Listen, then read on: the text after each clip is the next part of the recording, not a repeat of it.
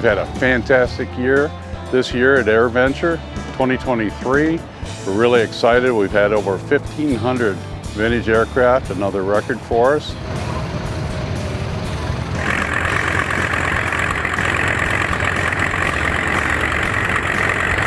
So this year we announced that we're going to build a new building. It's our youth building to try to create more educational opportunities for younger people going into aviation.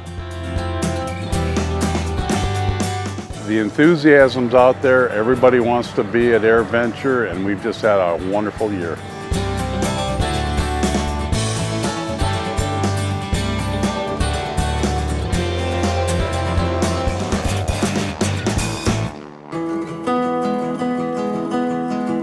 So about 11 years ago in 2012, we finished up a Cessna 170 project. So fast forward now to this year, 2023, my dad and I put together a number 2 build, and it's a Cessna 195. I've been collecting NOS parts that I found for, like I said, about 28 years. And when we built this airplane, we opened up the cabinet that I've been stacking them in for all these years. It's really hard to make yourself open original packaging from the 40s and 50s. We actually came up with this idea last year at Oshkosh.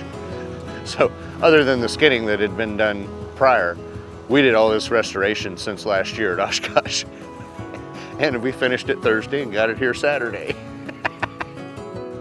I've had a vision in my head of what this airplane would be. To see it all together, the thing I was telling my son is it's way better than what I had envisioned.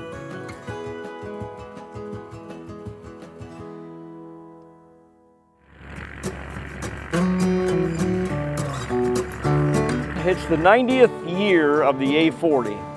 The A40 came out in 1933 and was the first horizontally opposed 4-cylinder engine for aircraft. So we wanted to get together and celebrate 90 years of the first horizontally opposed 4-cylinder engine. We had 4 E2 Cubs, 4 J2 Cubs, a Heath Parasol, and a Taylorcraft Model A. So we flew Monday, Tuesday, Wednesday, Thursday, and we got in here Friday morning from an overnight at Hartford, Wisconsin. My record book shows the engine on the J2 from startup to shutdown for each leg ran a total of 17 hours and 20 minutes. The reaction here has just been phenomenal. It's unbelievable the number of people that have stopped by to see these 10 airplanes. Then most people didn't know about the A40. They just assumed their 4-cylinder and 6-cylinder engines just magically appeared. And when you tell them it all started here, they kind of go, oh, I didn't know that.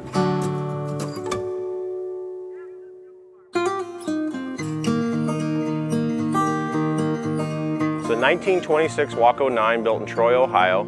And being the 100th anniversary of Waco this year, we were hoping to get this airplane done and bring it to AirVenture just to celebrate. It's one of the oldest Wacos flying.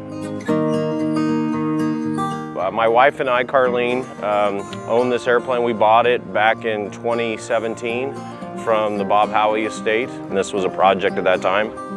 We kept it for a few years, didn't do much work on it, and then decided we'd finish it, so put a group together, mostly at Brodhead, Wisconsin, that finished the airplane for us. They're blown away by its antiqueness. You know, there's no flying wires, they're flying cables, which is a braided cable versus a streamlined wire. That's the difference. And of course, the engine's so rare and unique, single magneto, water-cooled, 90 horsepower. It's got tail skid, no brakes. Luckily, EAA worked with us. Andrew was able to land it at the ultralight field on the grass, which was ideal. I walked around here, and the E2 Cubs are probably the closest in the antique airplanes that are on this field. So this one is definitely the oldest here. It's a 1939 J3 Cub, and it came black from the factory. A lot of people don't believe me when I say that. They painted it black because it had a 3-cylinder radial papoose engine. It blew oil all down the sides. They couldn't keep it yellow. Shortly after, in the 40s, they replaced it with the A65. It's a pretty original 1939 Cub. It is awesome. Steve and Dee, they had finished restoring the airplane like maybe a week or two before Sun and Fun. And they couldn't find a tailwheel pilot to go fly it. And his neighbor actually was talking to a guy I used to work with at the gym.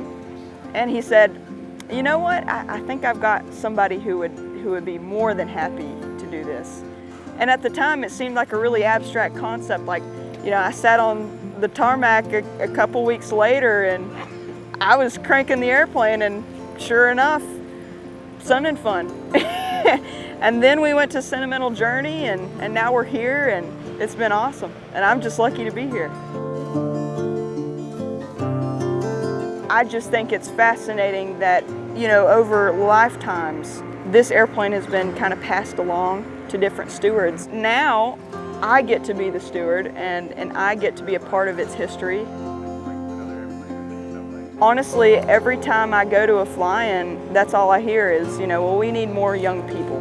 And all I can help but think is, if I cease to be here, if I cease to bring more people in, these planes won't fly anymore.